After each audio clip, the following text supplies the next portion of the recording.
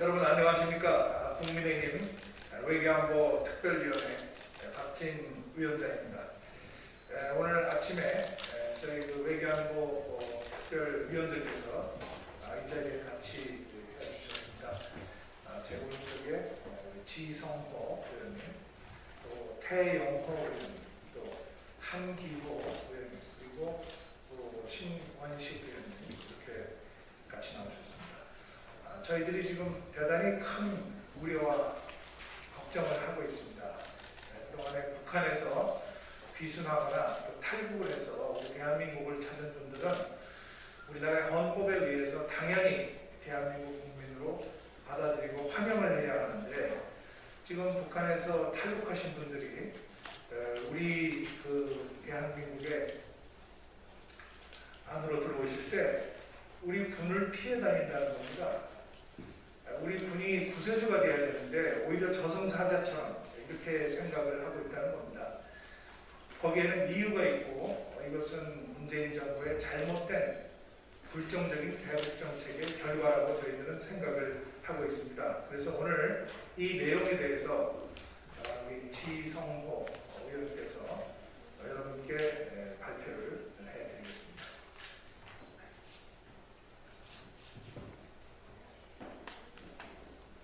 최근 한 탈북자가 강원도 고성 육군 22사단의 경계망을 뚫고 기순하는 과정에서 북한에 되돌려 보낼까봐, 총에 맞을까봐 우리 군을 피해 다녔다는 증언은 다히 충격적입니다. 북한을 탈출한 기순 인사가 대한민국 안보의 최전선에 있는 국군 초소를 보게 되면 이제 살았다는 안도감을 느끼면서 찾아오던 그동안의 상례가 깨진 것입니다. 오히려 강제로 북한에 돌려보낼까봐 두려워 피해 다녔다는 건 문재인 정부의 대북 정책이 북한 주민의 자유와 인권은 아랑곳하지 않고 오로지 김정은 정권의 눈치 보기와 비맞추기에 집중되어 있다는 사실을 적나라하게 보여준 사례입니다. 앞서 2월 5일 정기용 외교부 장관 보좌에 대한 인사청문회에서 과거 2019년 11월 기순 의사를 밝힌 탈북선원 2명을 흉악범이라는 이유로 북한의 요청이 없던 상황에도 대성 공동 연락사무소를 통해 추방 의사를 타진하고 북한에 수용하자 강제 북송했던 사건에 대한 질의응답 과정에서 문재인 정부의 불종적인 대국가는 여지없이 나타났습니다. 정무보좌는 당시 청와대 국가안보실장으로서 업무를 총괄하면서 처음부터 대한민국 국민으로 인정을 안 했다면서 사실상 난민으로 규정한 거지요 라고 밝혀 탈북자를 우리 국민으로 보지 않고 외국인 난민으로 간주했다는 속내를 드러내게 됐습니다.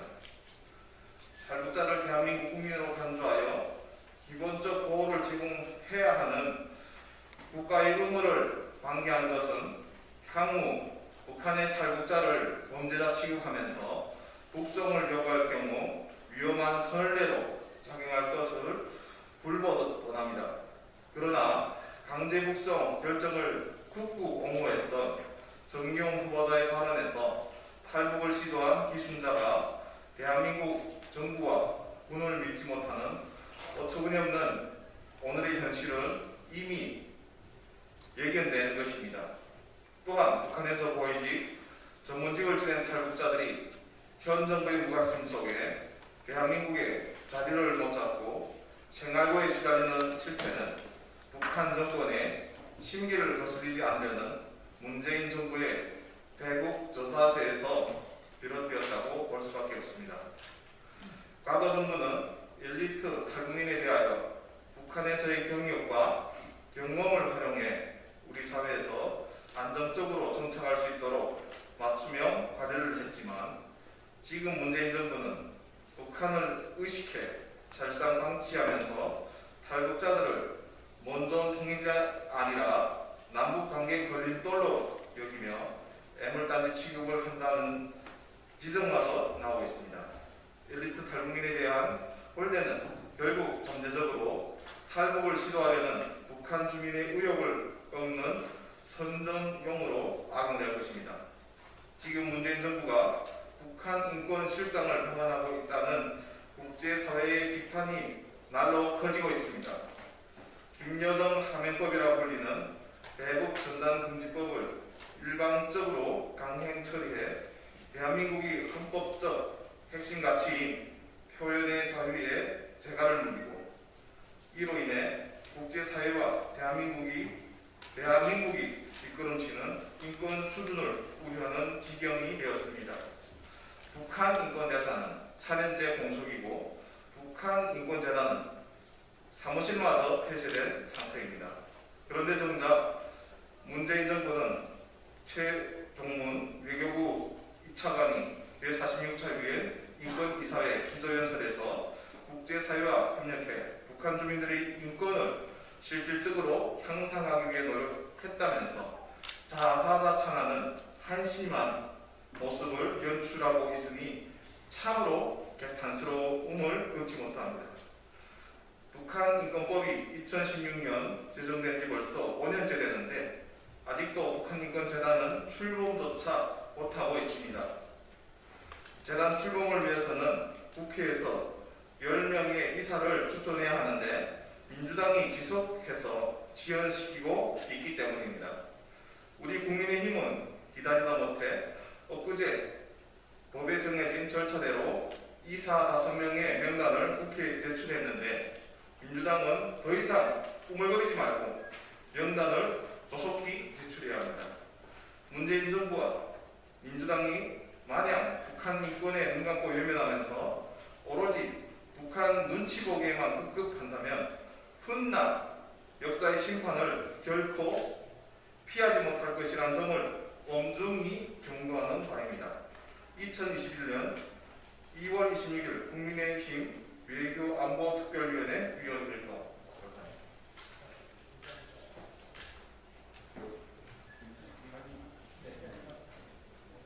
예, 추가 이번에 탈북 기순 사건에 대해서 의미가 과거와 다른 두 가지만 제가 말씀드리겠습니다. 첫 번째는 이미 위원장님과 최승호 의원님께서 말씀하셨지만 2019년 11월 강제 북송 이후에 탈북 기순자의 객체가 완전히 바뀌었습니다.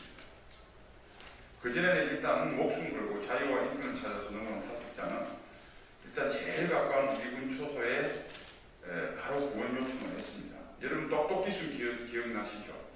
오죽에 있으면 자고 있는 우리 부대 막사에 와서 나 기순합니다라고 이렇게 신고까지 해왔겠습니다. 그래도 완전히 바뀌었습니다. 그리고 몇 년 전에는 북한에서 탈북한 병사가 상관을 이명 살해하고 기순했다. 이런 보도도 나오고 나왔습니다. 북한 입장에서는 범죄자죠. 상관을 살해했으니까.